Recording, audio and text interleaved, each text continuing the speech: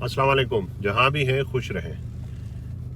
एक बहुत ही important question है जो बहुत अरसे से मैं देख रहा हूँ कि दोस्त मुझे भेज रहे हैं, कर रहे हैं, उसका जवाब मांग रहे हैं। अब उस क्वेश्चन को मुख्तलिफ शक्लों में जो है हर कैंडिडेट या हर एप्लीकेंट जो है वो अपनी समझ के मुताबिक लिखता है। अब उसको अगर आप समराइज़ करें तो उसका मतलब ये है कि इनजस्टिस सिचुएशन हमारे साथ हुई है यूएस एम्बेसी में या यूएस काउंसलेट में, और हमारा वीज़ा जो है हमें नहीं दिया गया। B1 B2 वीज़ा हम क्वालिफाई करते थे। अब उसमें मुख्तलिफ शक्लें, एक ये है जी कि हमसे कोई सवाल ही नहीं किया गया।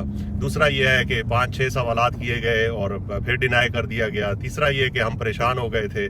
चौथा ये जी कि हमारी टाइज बहुत स्ट्रॉन्ग थी, हम वेल ऑफ थे, लेकिन फिर भी हमारा वीज़ा जो है वो रिफ्यूज़ कर दिया गया। मतलब मुख्तलिफ जो है जी वो अमेरिकन जो है वो डिस्क्रिमिनेशन है जी, हमें वीज़ा नहीं दिया गया। मतलब इस तरह की बेपनाह चीज़ें जो हैं वो मुझे लिखी गई हैं, और मैंने कहा कि अब इसका मैं क्या जवाब दूँ। हर एप्लीकेंट जो है वो अब उसकी अपनी मर्ज़ी है, अपनी सोच है, वो किस तरह सोचता है किसी भी चीज़ को।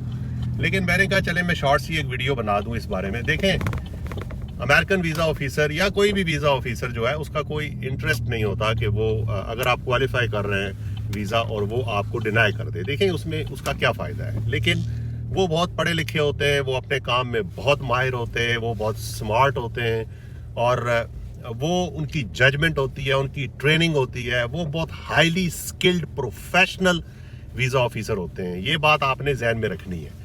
और कतन भी ये मिथ है, मैं इस बात को नहीं मानता कि आप क्वालिफाई कर सकते थे लेकिन आपका वीज़ा जानबूझ के डिनाई कर दिया गया है। ये नहीं हो सकता।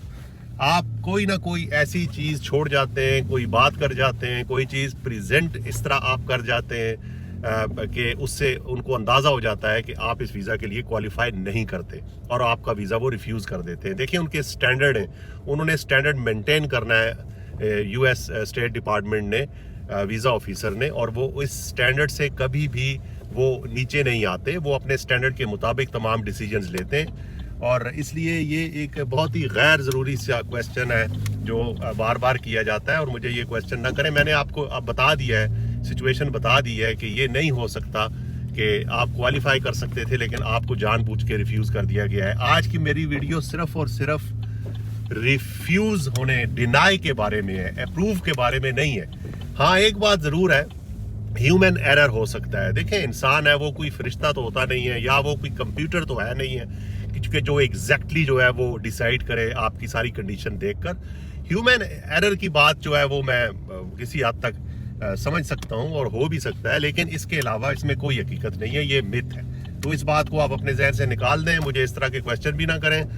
मैं आपको गारंटी देता हूँ कि अगर आप वीज़ा के लिए क्वालिफाई करते हैं, आप जेन्युइन विजिटर हैं, टूरिस्ट हैं, तो आपका वीज़ा ज़रूर लगेगा। ये नहीं हो सकता कि आपका वीज़ा ख्वाह मख्वाह में वीज़ा ऑफिसर डिनाई कर दे। उसको भी जवाब दे होना होता है, वो भी अकाउंटेबल है, वो भी चीज़ों का जवाब देता है कि क्यों वीज़ा रिफ्यूज़ किया, क्यों वीज़ा अप्रूव किया। आज यहीं तक, जहाँ भी है खुश रहें।